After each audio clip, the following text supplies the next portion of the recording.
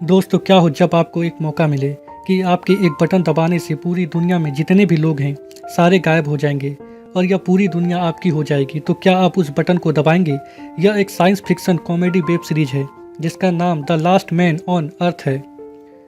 कहानी की शुरुआत एक रहस्यमय वायरस से होती है। फिल मिलर पृथ्वी में आखिरी बचा हुआ इंसान है जो कि एक बस को लेकर पूरे अमेरिका में घूमता है ताकि उसे कोई जिंदा इंसान मिल जाए।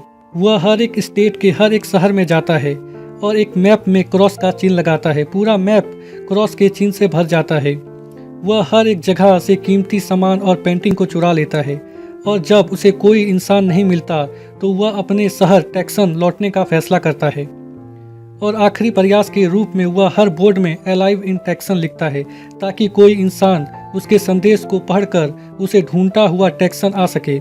फिल मिलर टेक्सन में सबसे बड़े घर को अपने घर के रूप में चुनता है और चुराए गए सारे सामान और पेंटिंग को उस घर में लगा देता है और अपने फैमिली को याद करता है। रात के समय वह गॉड से अपने किए गए कामों के लिए माफ़ी मांगता है और अपने लिए एक लड़की की मांग करता है।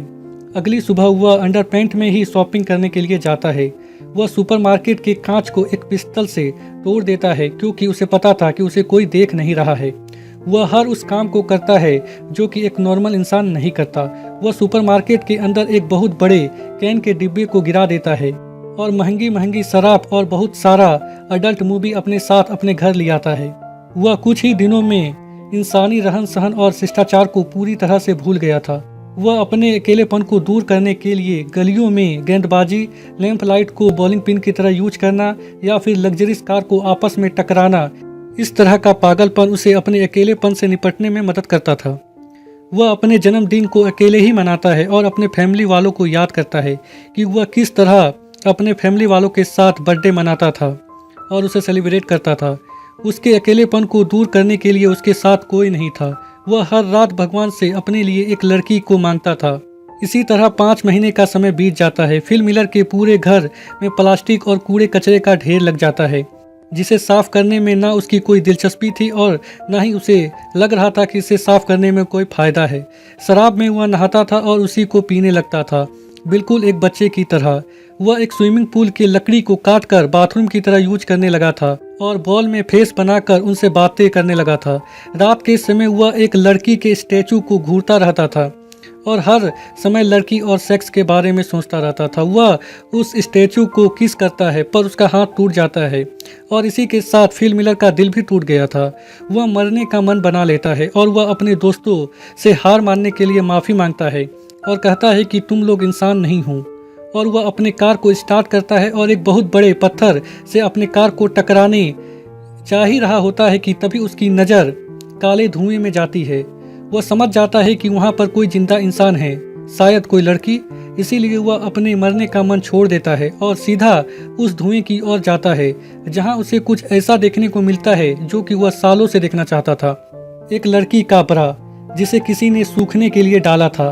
फिल मिलर उस बरा को सूंघने लगता है और बेहोश हो जाता है कि वह एक सुंदर लड़की के गोद में है जो कि उसे किस कर रही है। तभी उसे वास्तव में होश आता है और वह देखता है कि एक लड़की उसे किस कर रही है। वह सुंदर तो नहीं पर उम्र में उससे बड़ी होती है जो कि फिल मिलर को सीपीआर दे रही थी क्योंकि उसे लग रहा था कि फिल मिलर मर रहा है। वह तुरंत उस लड़की से दूर हट जाता है और उससे कहता है कि वह सुंदर लड़की कहाँ गई। कैरोल उसे अपने अंडरपैंट को देखने को कहती है जो कि गीला होता है। फिल मिलर उसे कहता है कि मैंने अपने अंडरपैंट को गीला नहीं किया और वह कैरोल की तरफ बढ़ता है। यह देखकर कैरोल बंदूक निकाल लेती है और फिल मिलर मान लेता है कि हाँ, उसने अपने पैंट को गीला किया था। कैरोल उसे बताती है कि अलाइव इन टेक्सन देखकर वह यहाँ पर आई है। ऐसे तो फिल मिलर हर रोज भगवान से लड़की मांगता था पर आज लड़की उसके सामने थी पर वह उतना उत्साहित नहीं होता। कैरोल फिल मिलर के साथ उसके घर देखने जाती है।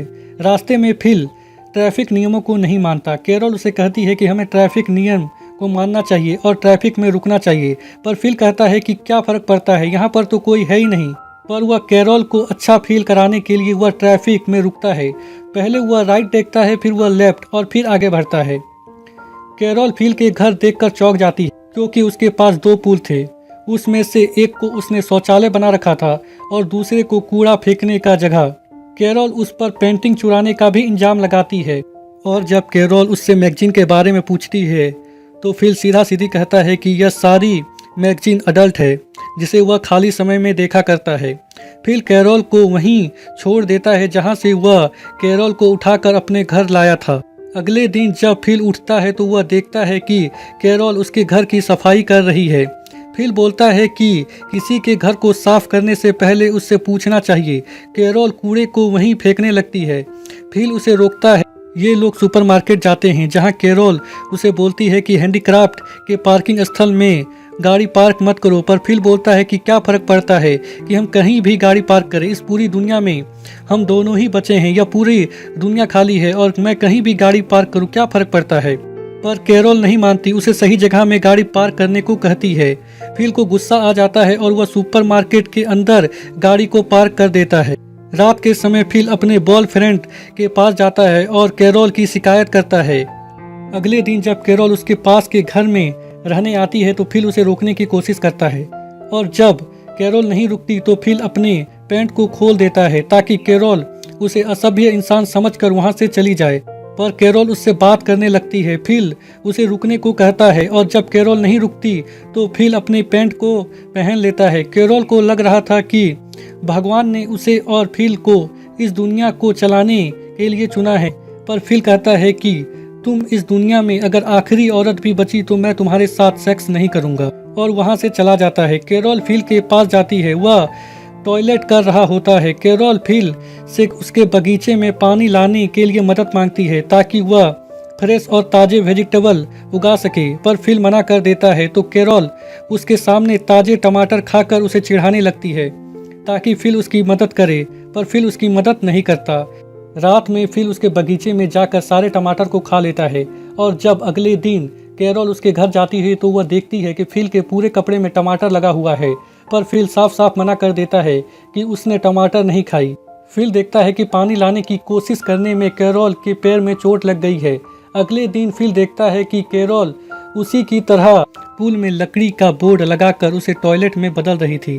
कैरोल फिल से कहती है कि तुम सही थे, हमें भगवान ने इस दुनिया को चलाने के लिए नहीं चुना है। जब हम पानी को अपने घर तक नहीं ला सकते तो हम इस दुनिया को क्या चलाएंगे। यह बात फिल के दिल में लगती है और वह शहर के टैंकी से कैरोल के घर तक पानी लाने का व्यवस्था कर देता है। कैरोल यह देखकर बहुत ही खुश होती है और उसे रात के डिनर के लिए इनवाइट करती है, जहां ये लोग ताजे सब्जी से बने डिनर का लुत्फ उठाते हैं। कैरोल फिल से कहती है कि तुमने मुझे अपना पैंट उतार कर दिखाया, शायद भगवान चाहता है कि हम इस दुनिया को आगे बढ़ाएं। फिल भी कैरोल के साथ सेक्स करने को तैयार हो जाता है, पर कैरोल शादी से पहले सेक्स नहीं करना चाहती थी। फिल कहता है कि क्या फर्क पड़ता है, यहाँ तो कोई देखने के लिए भी नहीं है। कैरोल शादी से पहले सेक्स करने को तैयार नहीं होती। वह बोलती है कि बिना शादी के वह बच्चे पैदा नहीं करेगी। फिल उसकी बात मान लेता है और